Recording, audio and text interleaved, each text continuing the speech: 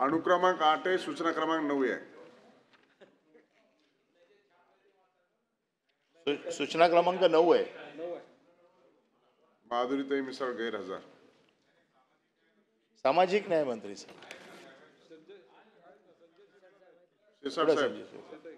वितरित केल्याप्रमाणे म्हणा काय सांगायचं ते. सभापती महोदय अभ्यास करून यायला सांगावं काय चाललंय काय हा सभागृहात.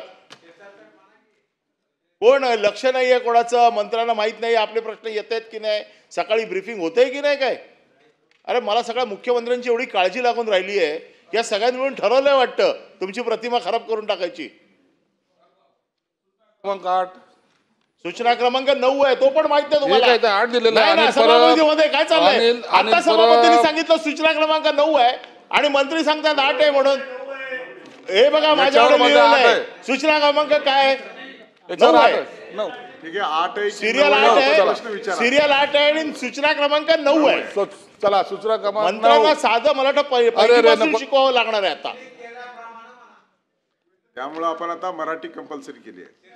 नाही मराठी कंपल्सरी नाही, यांना शिक्षण घेतलं पाहिजे हे कंपल्सरी करा.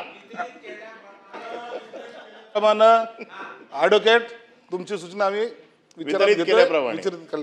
सभापती महोदय विषय असा आहे की ज्या माणसावरती गुन्हे आहेत, ज्या माणसाला अपराधासाठी त्याच्यावरती कोर्टात न्यायप्रविष्ट प्रकरणं आहेत, आता सामाजिक खात्यामध्ये असे चांगले लोक नाही आहेत का शिकलेले की ज्यांना त्या प्रतिष्ठित मंडळावरती आपल्याला बसवता येत आहे.